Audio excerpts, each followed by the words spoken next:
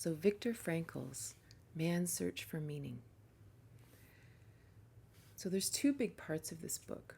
The first part of the book is his stories in the concentration camp. And the second part is his introduction to logotherapy. And logotherapy is what he designed. Because in the world of psychiatry, there's many, many different ways of looking at the human psyche. And very often we look at the human psyche in terms of behavior conditioning or operant conditioning. You know, what happened that made you end up like this, and then you just begin this constant pattern of behavior for the rest of your life, right? And if we can interrupt that behavior and maybe fix it, maybe we can fix you kind of idea. And what I loved about Viktor Frankl was that he said, no, we're more than that. We're more than just monkeys that are being trained. Nothing against monkeys, they're very smart. But we're not just trainable. There's more to us than just what can be conditioned, right? And it's funny, I always thought what he coined was the phrase noetic, Noetic, which were the aspects of the human which are very specifically human. The ability to step outside of oneself and observe, humor, the ability to believe in something greater than what we've experienced. But in this book, he calls it like I'm right and he's wrong. The word is actually noogenic, Noogenic. I don't know where I moved that into noetic. I don't know whether it came from ions. There's a great, what do you call them? An organization called IONS, the Institute of Noetic Sciences. And I thought this was all connected, but I don't know. Who knows the realities we create over a lifetime of study and experiences. So anyway, noogenic. And he believed that a lot of our, what we might call neuroses or psychoses, aren't actually caused from that conditioning of our childhood or conditioning from our relationships.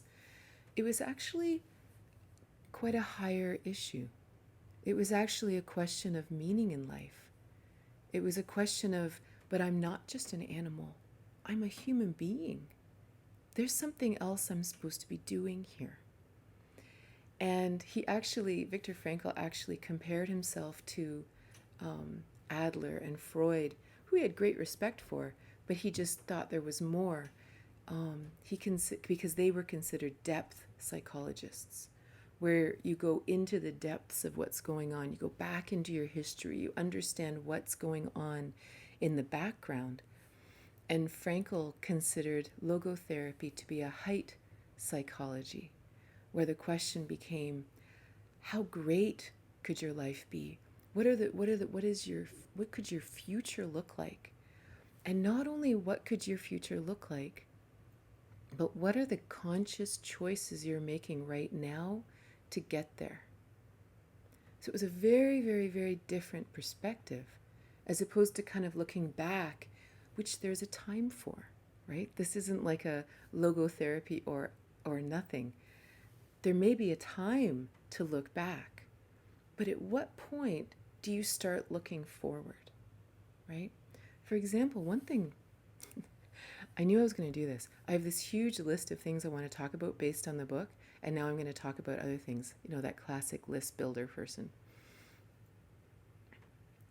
One of the big points he makes in logotherapy is the danger of the question why, right? When you've had something happen to you in your life, or maybe your very birth, or your life up until this point, when we ask questions like, why did this happen? It's like we just begin a negative cycle that you'll never get out of, because you'll never find the answer, right? Here he was, one of millions of people who whose families were killed, who lost everything, right? And he lived for 4 years in really, really horrid, inhumane conditions. What would happen if he spent any amount of time asking why? Right? To what end? I'm not saying it isn't a natural thing to do. It's a natural thing to question. But how much energy are you going to spend on it? Right? Why was I born this way? Why was I born to these parents? Why did that have to happen? Why did that person have to die? Why did I have to get sick? There's no answers to these questions. And so for Viktor Frankl, he would kind of see that and say, we can look back all we want and we can ask questions all we want like that. But to what end? Which is where he went, the question becomes, let's move forward. Right? And he tells this one story. Again, it's not in this book. He tells this one story about how one time, and I say this lightly, and I don't recommend this. This is Viktor Frankl in one instance, one anecdote. So we must take this in the proper context. But he had a client one day come into him who, was very, very distraught by their life. And they just kept saying, well, there's this that's wrong, and this that's wrong, and this that's wrong, and this that's wrong. And, he kept going on and on and on. And finally, Viktor just looked at them and said, wow, your life really sucks. Like, ugh, I'm surprised you're even here at all. Like, I'm surprised you haven't committed suicide or something. And again, it's not funny. It's not funny. I'm only within Viktor Frankl's world, right? Here's this guy that just lived 4 years in a concentration camp. He's allowed to say stuff like that. I'm not. He is, right? But what was really interesting, and the point of this story, is it's the foundation of this way of looking at the world. Because, of course, the person looked at him and said, well, but there's still all these other things I want to do. Like, I've always wanted to do this, and I've got grandchildren I want to see grow, and I've got this, and then there's this other thing that I've always wanted to do. Like, I can't just, And Viktor Frankl said, then let's focus on that. Right? I think one of the beautiful things about Viktor Frankl and his logotherapy is that it's grounded in the most almost brutal reality we could imagine, and says, now what are we going to do? Right? He even said of the people who survived the camps, he said they tended to be of one of two ilks, one of two ways afterwards. Obviously, there was probably a million ways. But he said they either were so thankful to be alive. Even Viktor Frankl, when he left the camps, he found out that every single person he loved had died in the camps. His parents, his wife, everybody. And he went into a very natural depression and grieving. And then he rebuilt his life, and he just started again and was thankful to actually be allowed to do that. And he said there were so many other people who he didn't judge. This isn't like this was the right way to handle it and this was the wrong way. He said, but there were many, many people who got caught in the why. They got caught in the unfairness of it all, and the unkindness and the cruelty and the, and again, to what end? They just lost the rest of their lives, right? It's almost, there's such a brutal,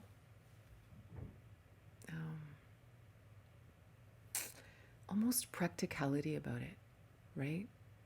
But we're alive right now. We're here now. Now what are we going to do? Right? And sometimes we kind of need that snap out of it and say, okay, but today I have choice. Now what am I going to do? And this was something really interesting to me. I loved being reminded of all this, so I'm so thankful we're getting to do this talk. And one of the things he talks a lot about was that there's something that he called Pandeterminism, which basically is the idea or the philosophy that says that we are all preconditioned and we actually have no choice in life. Maybe we have been conditioned by our family or our culture or our karma or our ancestral memory.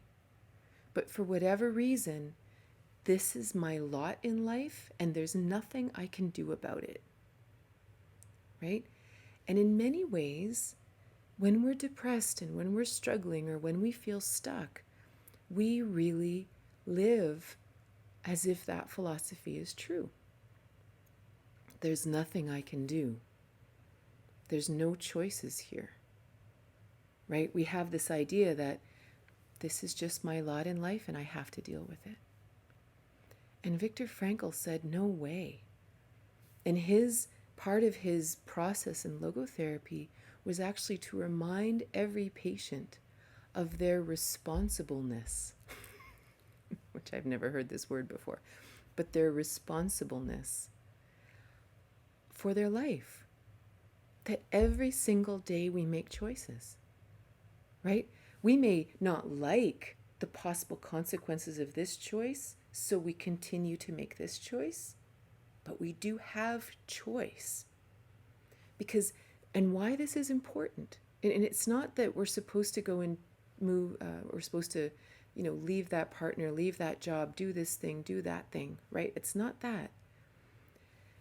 What gives us meaning, what makes us feel alive, is knowing that we're in charge. The second we start to believe that we have no hope, that we have no choice, that we are nothing more than a robot stuck in a machine, we will have existential crisis. We no longer will exist, right? We aren't robots. We are humans. This is really, really, really important, right? We aren't just this one layer of existence, and we are the culmination of what our parents made us into, or our karma, or our relationships, or all the choices we've ever made. We are not this dimension. We are human. We always have choice, right? So that means that even if you're in a situation right now that you don't like and you wish was different, and maybe right now you don't have the power or the strength inside to make a different choice, even knowing that you are making the choice to stay, you are making the choice to not change, that is empowering, right? How crazy is that? How paradoxical is that? Because normally, in kind of normal pop psychology, we would criticize you for not making a change. Oh, so you lack the courage? Oh, so what's wrong with you?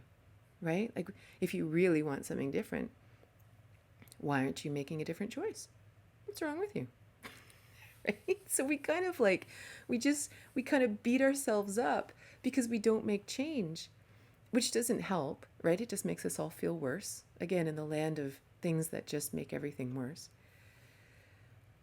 But to actually know that right now, I am going to choose this because it's the only choice I want to make right now. I'm not ready to make some choice with a whole pile of unknowns.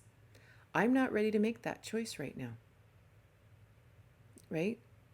This is a very empowering thing because you suddenly exist. Because again, this is his whole thing about logotherapy is about as soon as the human being exists, as soon as you exist as a soul and you matter, and you're the only person who can make the choices for you in your life, you can handle anything. Right? You know that Nietzsche saying, how does that go? When one understands, it's something like when someone understands the why, you can handle any how, or basically you can handle anything if you knew you made the choice to be there, right? Which is my point, right? I remember partway through my marriage, I started to realize that something was amok. We weren't we weren't we weren't fixing the problems that were there. And I'm pretty articulate. I mean, I like to talk a lot, right? And I couldn't find a way to communicate it in a way that we would move forward through certain issues. There were a million things that were good about it, but there were certain issues that it was like deep in my heart I knew would be our undoing. And so I would pray about it, and I would ask, do I stay or do I go? And for a long time, the answer was stay. And so I stayed. And so that meant that, okay, then there's more I have to learn here. There's something else. Okay. Well, then for whatever came in was fine. I'm not saying it was easy. I'm not saying it was happy. But I knew I was choosing this for some reason. I had a choice to go. I always had a choice to go. But that wasn't right. Not yet. The timing wasn't right. And when the timing was finally right, that's what I chose. And things worked out in ways I couldn't have fathomed. Right? So this idea of full responsibility for self, that the reason we're making the choices right now is not because of our parents. It's not because of our karma. It's not because of anybody else. Because as soon as we say that, as soon as we say it's because of someone else that I'm unable to make a choice right now, we've basically wiped our human existence out. And then we fall into a depression that is really hard to get out of. Right? So this is such a, it's so important, right? This importance of actually knowing that we have choice.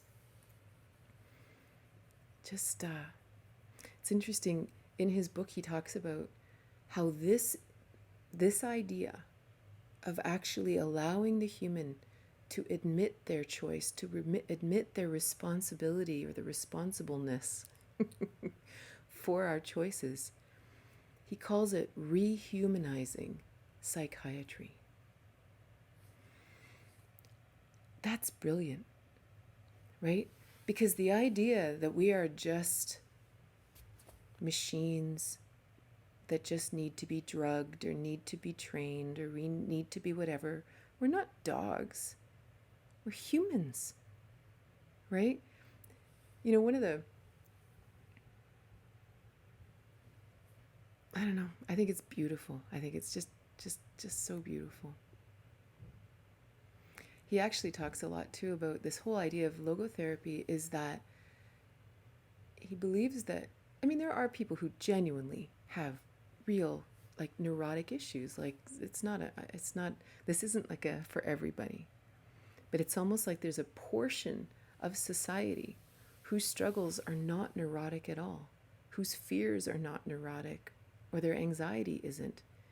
They're actually having human problems, not neurotic problems, right? It's that ability to step forward that's the issue, not what happened in the past, right?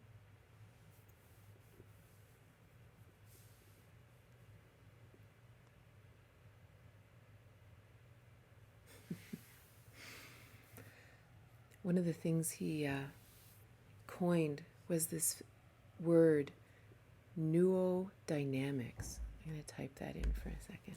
He went Neodynamics. I don't have my glasses on, so who knows what that looks like.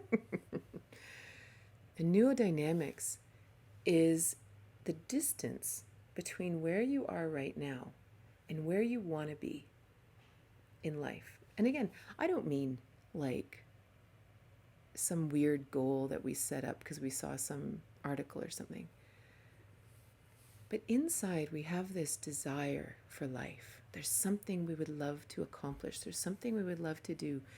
Maybe there's even a state of being we would love to exist in. And one of the great things he taught was that the goal of life should not be a tensionless state.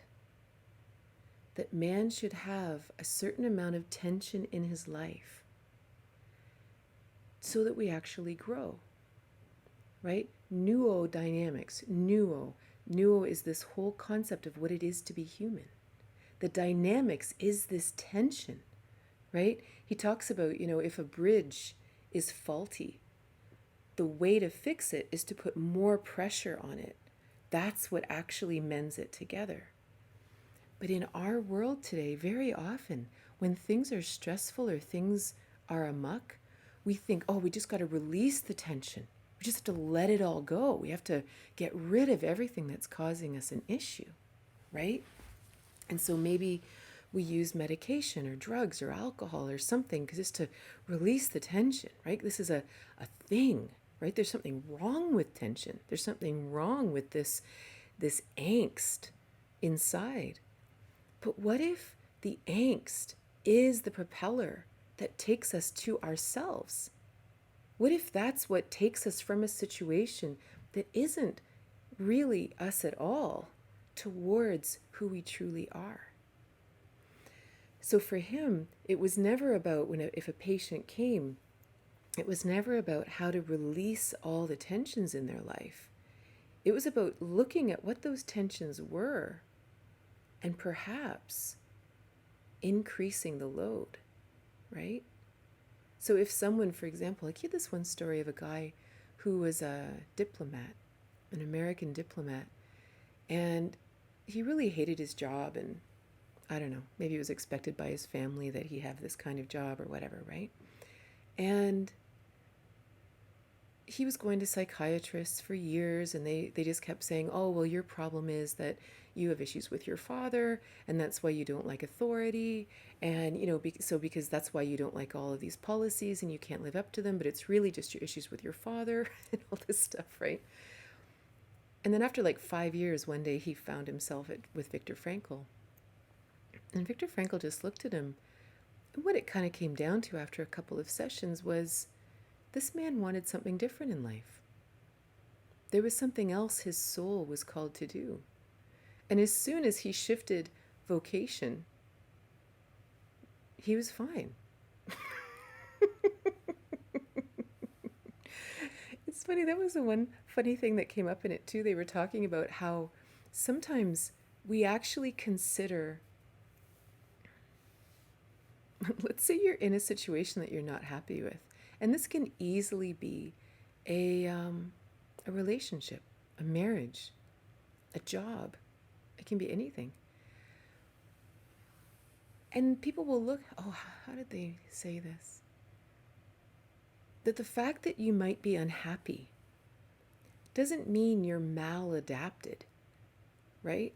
Just because you're unhappy doesn't mean there's something wrong with you. What if where you are is wrong, right? Like, what if what your soul really desires is to experience deep love and passion, but you're married to someone who isn't interested in that? And now you're unhappy. And then you spend the next 20 years going to psychiatrists because you cannot adapt, and you're not seeing the bright side, and you're not understanding, there's something wrong with you, that you can't just find the goodness in this. Like, what's wrong with you? Well, what if you're just in the wrong place, right? You've got some tension built up here that's saying, get out. Go and actually live your life. Stop being something you're not. And this whole idea of, there was a saying that said something like, just because you can't adjust to an unjust society doesn't mean there's something wrong with you, or something like that, or doing well in a dysfunctional society isn't a sign of mental health. Sometimes the best thing is to fight. Sometimes the best thing is to kind of fight for your own soul, to say, no, this is not my path. This is not my job. This is not how I want to live. I want something more. I'm not a machine. I'm not meant to just get plugged in. And how can I possibly function at an optimal level if I'm plugged into the wrong socket? Right? It's very interesting. again, it's just very interesting to actually really understand that we are human. We aren't just meant to fit into a system. We each are very unique and interesting, right?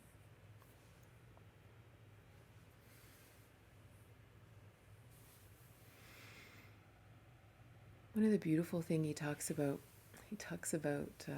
one of the techniques, for example, in logotherapy is what he calls paradoxical intention. Because he talks about fears. We're going to do a talk about fear next Wednesday, I believe. We're going to do a talk about fears. But one of the things he talks about in fear is, and this is not all fears, but sometimes the fears we have are actually of something that hasn't happened. And the very fact that we fear it, we have so much anxiety about it maybe happening, it keeps happening. Right?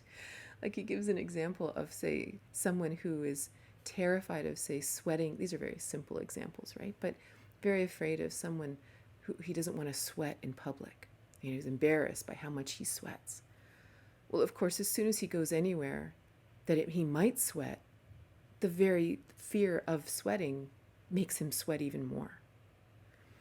And paradoxical intention uses these neurogenic human abilities, right? We're not just Pavlov's dog, right? We're more than that. We're more than just this level. We are human. And one of the levels up here is one, the ability to actually observe ourselves, to detach in a very healthy way, right? To detach from that pattern and observe, to allow a bit of humor. Like humor's not just funny. Humor's not just jokes, as much as we like jokes. Humor's not just jokes. It's a lightness about ourselves. This is a human quality, right? So paradoxical intention says, okay, you've got this strange fear, which is kind of manifesting itself everywhere you go. So let's detach a little, bring a lightness of being to it. And the paradoxical intention treatment is, so he would tell the guy, all right, the next time you go anywhere, what I want you to do is I want you to say to the people, all right, my goal is to sweat as much as I possibly can. I don't know how much it's going to happen. I'm hoping it's going to be a good one today, right? And so then he tries to sweat for all he's worth, which of course breaks the spell. It breaks the fear. It breaks the anxiety. And maybe he sweats, maybe he doesn't. Maybe he sweats like everybody else does. Like whatever. One of the big things that I studied a lot about paradoxical intention years ago, it wasn't in the book, was how it affects us sexually, right? And this is a huge deal, right? We can imagine this. The more we say fear, like for men, you know, the ability to have an erection or the ability to last longer than a few seconds or that kind of thing. Or for a woman, the fear of not being able to orgasm or the fear of not being able to perform or whatever that is. You can imagine how this fear becomes debilitating, right? Like as soon as you have this fear inside of you, it will manifest. That's just the way it is. So for example, sexually, if for a man, if you have a fear of not being able to get an erection, then paradoxical intention therapy, which is really, really helpful, by the way, this is really helpful, is to actually say, you know what? Go make love with your partner, but whatever you do, don't get an erection. Don't try to have intercourse. You must just fool around, you must just touch, you must just play, but that's not the goal. Like don't go there at all. The goal is everything else. And of course, that's, again, you need to be able to detach. You need to have some humor. And humor it's also kindness and love to kind of go, really? Well, and then you start to realize how much you have attached to it. Yeah, but if we don't have intercourse, then I'm not satisfying them, or I'm not doing this, or I'm not even a man, or there's something, it's such a deeper issue, right? But that's the goal, right? And of course everything changes after that. Suddenly they come back and they go, well, we tried, but it turns out that I got an erection anyway, and and it's super, super, I mean, assuming there's not medication or something like that that's infringing on the ability chemically, right? But, and it's the same with women. There's like, it's sort of like, interestingly, he talks about sex in this book, which I didn't remember, mind you, it's been 30 years, but he talked about the human desire for love. And that this wasn't just some chemical thing or some desire to procreate, that there was actually a real desire for connection and love. And he actually talked about sex not just being some primal thing, that it was actually an expression of that love, of that human natural desire for connection and kindness and all that. So of course, orgasm or sexual function of any kind would never be the goal, because the sex isn't the goal. The sex is a byproduct of the love.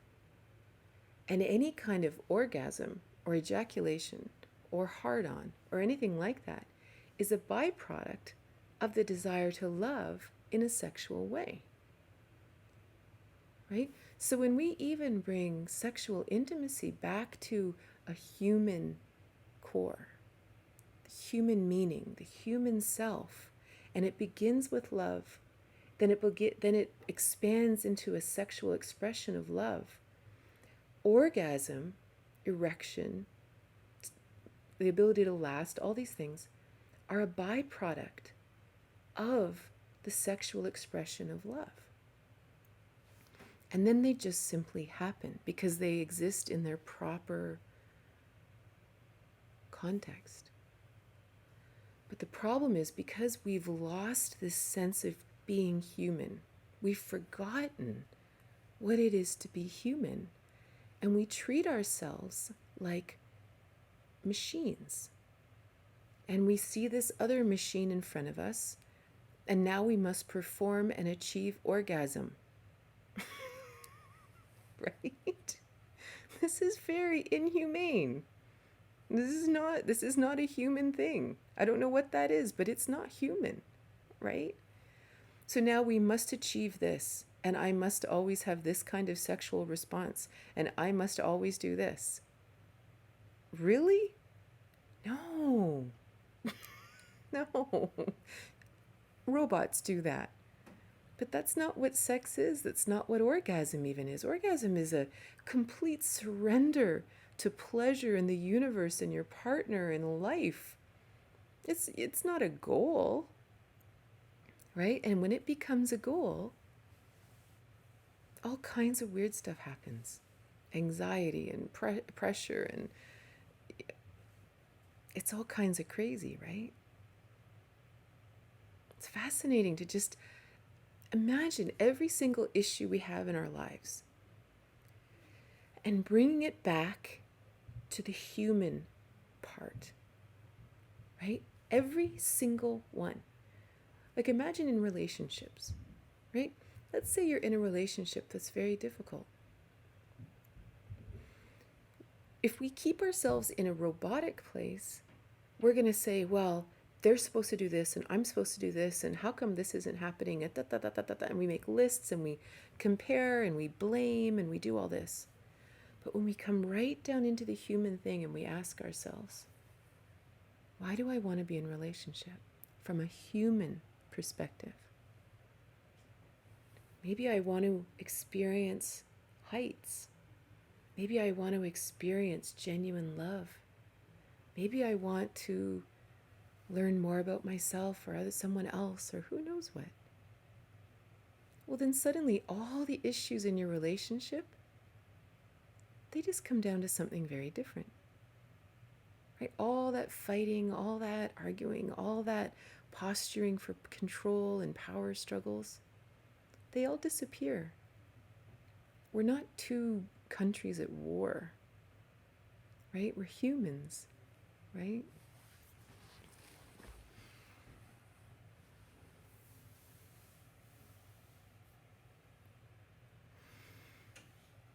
The other thing he talks a lot about was the importance of nourishing our inner freedom. And I think this is where,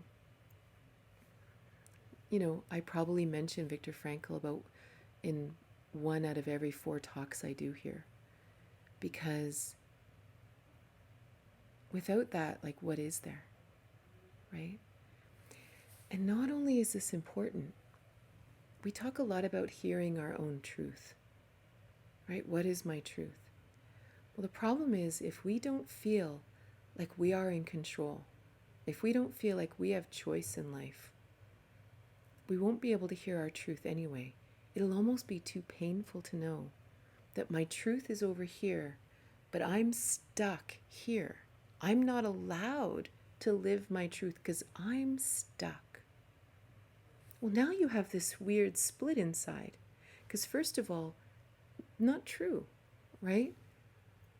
The question is, isn't that interesting that I'm making this choice even though this is my truth? That's an okay place to be. This is the neodynamic experience. Isn't that interesting that here's me now, even though this is my inner truth? This is a worthy tension. This is an interesting question, this right here, right? I wonder what's stopping me. I wonder what's really going on here. You can almost feel the tension. This is very worth looking at, right?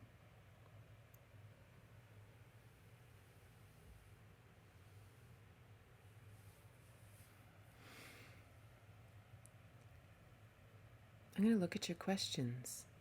If you have asked a question earlier, if you're new, I can't actually read the chat without my glasses on. Oh no, there was one more thing I wanted to mention. Viktor Frankl, like in logotherapy, he talked about 3 main ways to find meaning in life. The first way was all about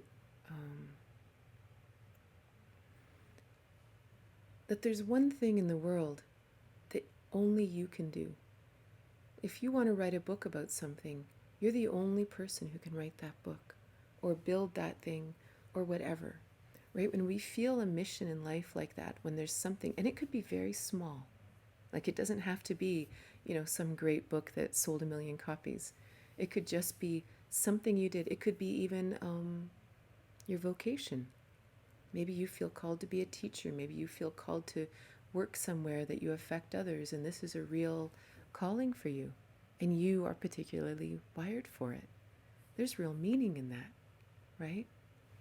Another way of finding meaning in life is experiencing something or experiencing someone. To actually look at another human and experience them for who they actually are, their unique self.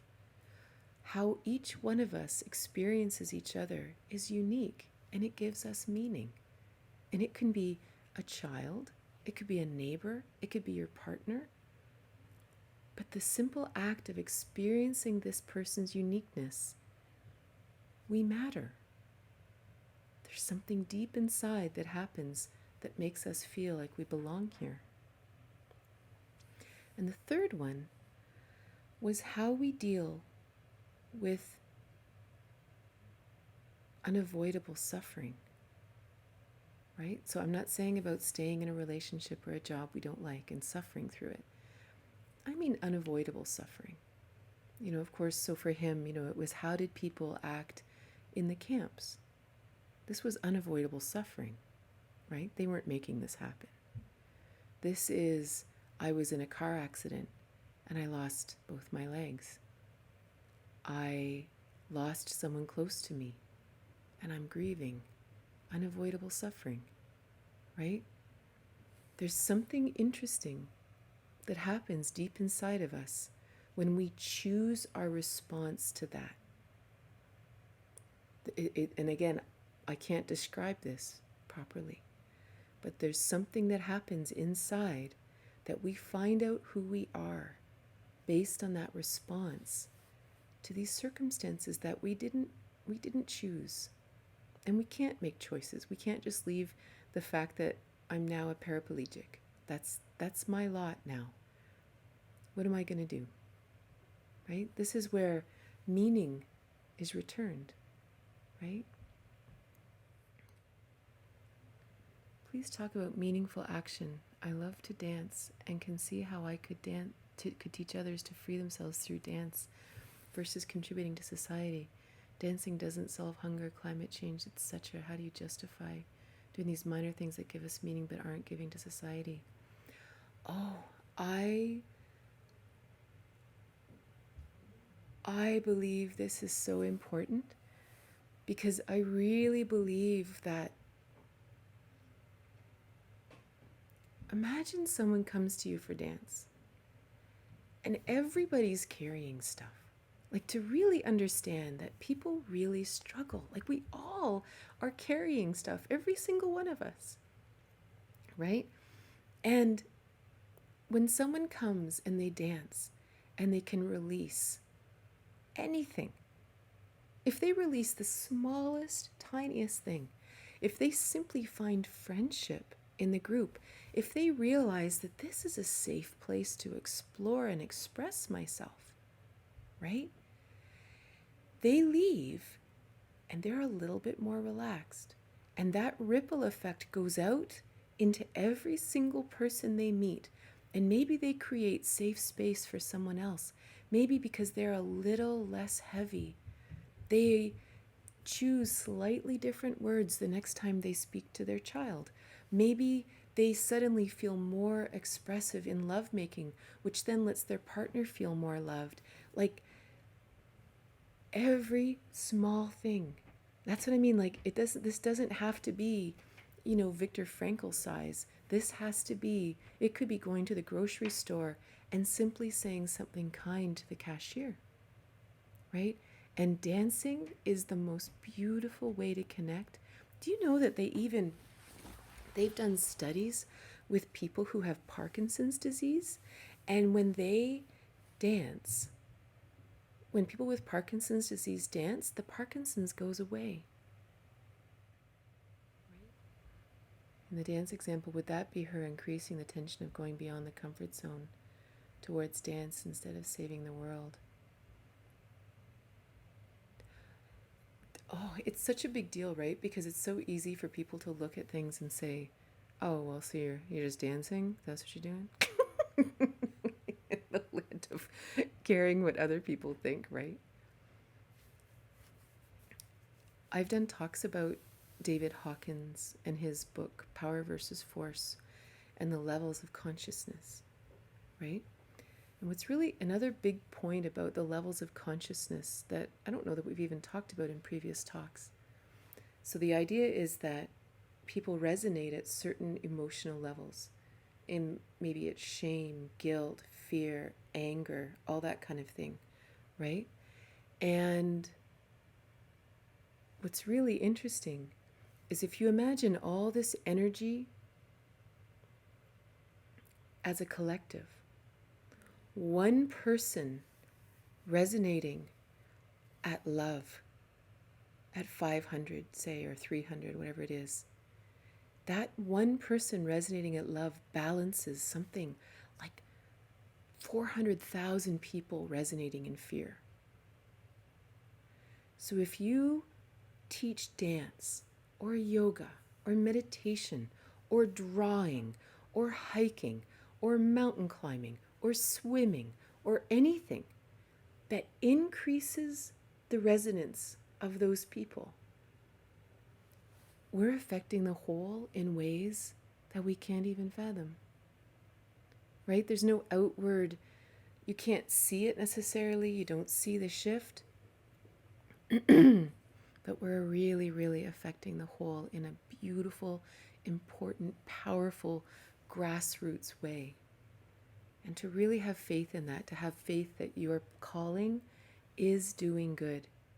It's really, and this is a really important thing, right? Because even sometimes when we think about doing our own work and all that, right? That we think, oh, but I should be out there doing this and I should be out there doing that. But it's like, what if you sitting quietly in meditation and really feeling beautiful faith and real, you know that moment when you're meditating and you really feel quiet inside, right? What if you're actually affecting huge parts of the world even just by being here? Imagine, it says here there's 268 people here. So imagine all these people, everybody here, are gathered together with one intention: to learn about the power of choice and empowering ourselves and others. All of this intention in one room, all around the globe, right? Like this beautiful net of everybody connecting with this singular intention. Imagine the effects of that, right? We don't know. Our ego will never know the truth, but how beautiful is that, right? There's one really interesting story I wanted to share with you also, which it's about the paradoxical intention. Because one of the things they talked about was, imagine you have a fear of speaking in groups, right? And you know, and every time you go to speak, you just clam up, or you're afraid to speak, or what if? And then you look at that and you think, well, maybe I'm afraid that they're going to think I'm stupid, or they're going to think I shouldn't be here, or whatever. And then you actually do that whole, well, what's the worst case scenario? Kind of like the sweating guy, right? Like, well, what's the worst case scenario? I sweat down to my knees, right? So then you kind of imagine yourself going out onto a stage and you speak and they all start laughing or something, right? That's kind of scary to think of. But now you imagine, again, you're not a human. You're not just someone that's just going to, run because people were, weird or rude or whatever. We're human. So now you're standing on the stage and all these people are laughing or jeering or doing whatever it is that we're afraid they're going to do that make us so afraid of speaking. And we allow ourselves to kind of rise above and look. And then we turn our eye back on them. And we go, what are you laughing at? What's wrong with you? What's going on? Right? It's a very interesting thing to be able to look at our fears and imagine that fear coming true, and then looking at this person that we were so afraid of their judgment, because it's a lot about that, right? It's a lot about other people. And everything changes. It's this like weird paradoxical intention, like when we actually face it and we kind of look at it and go, this isn't even real. The things I'm afraid of, you guys are nutty. What are you doing?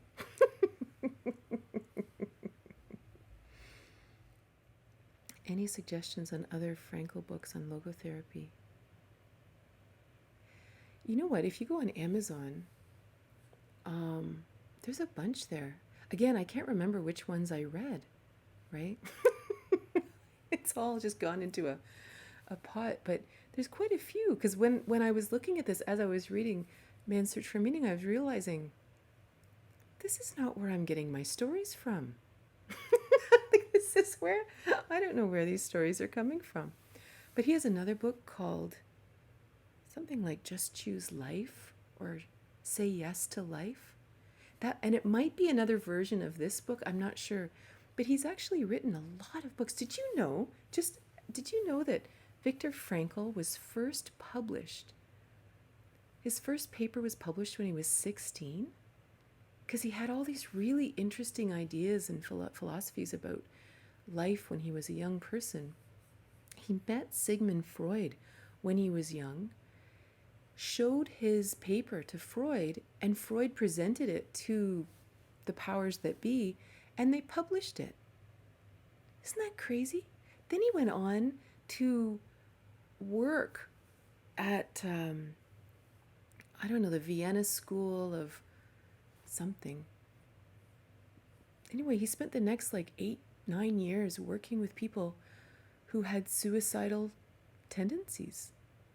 And he would have been in his late teens, early 20s, because I think he was just in his mid 20s when when the war broke out, when he ended up in the camps. And he did all this before then, right? I don't know, whatever it is, it just brings me such light inside, right? When I think of this very, very interesting man. And then to imagine him 4 years in the camps and experiencing all that. And even, this book, I avoided reading this book for a long time because I didn't want to read about this, right? It's so awful, right? It's just I don't like reading about inhumane treatment of humans. It's terrible, right? And yet you read it, and yeah, you hear about the horrors, but it's not written in a way that's horrific.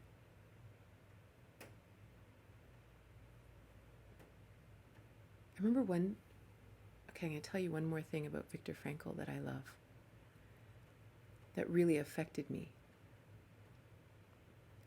And it was the way he defined happiness. And he said, and I think of this a lot, you've no idea how often I think about this. Because, so apparently there was sort of a little shack where you would go, which was sort of like an infirmary. And if you were too sick to work, you would be put in this little shack.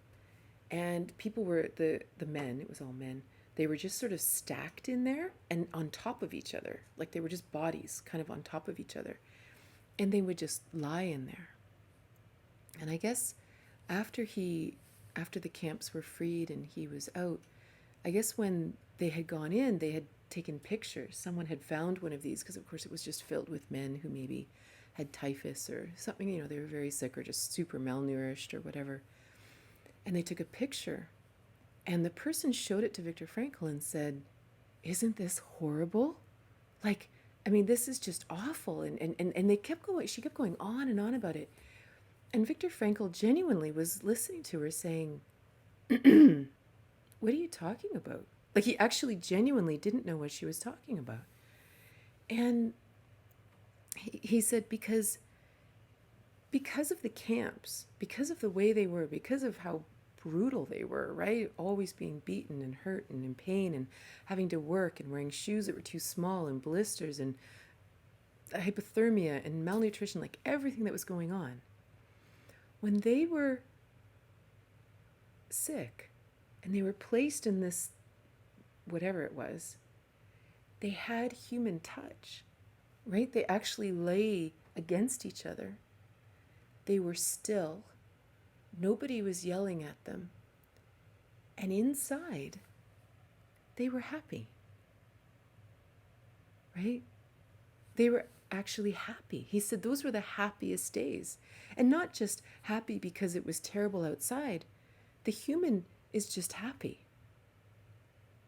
And it was a really interesting thing how often in life we actually can have great happiness in the midst of great suffering, right? It really is real. It's not an all or nothing thing. And I think of that a lot. I remember one time driving by, it was a senior's home, and I saw this old man outside in a wheelchair, and he was sort of hunched over. And my first thought was, oh my God, that poor man, it shouldn't be like, and my mind just started, this shouldn't be like this. And I started just making up all this, righteous anger about this man hunched over in this in this wheelchair. And then Viktor Frankl rolled into my mind, and I thought to myself, I wonder if someone was yelling at him inside. Like, I wonder if one of his neighbors was just like, I don't know, telling him stories and he couldn't get away. And it was like hours and hours of being a caught, when you become a caught person and you can't get away from someone telling you stories. And maybe he like begged one of the nurses to roll him outside. And maybe he was sitting there in pure bliss.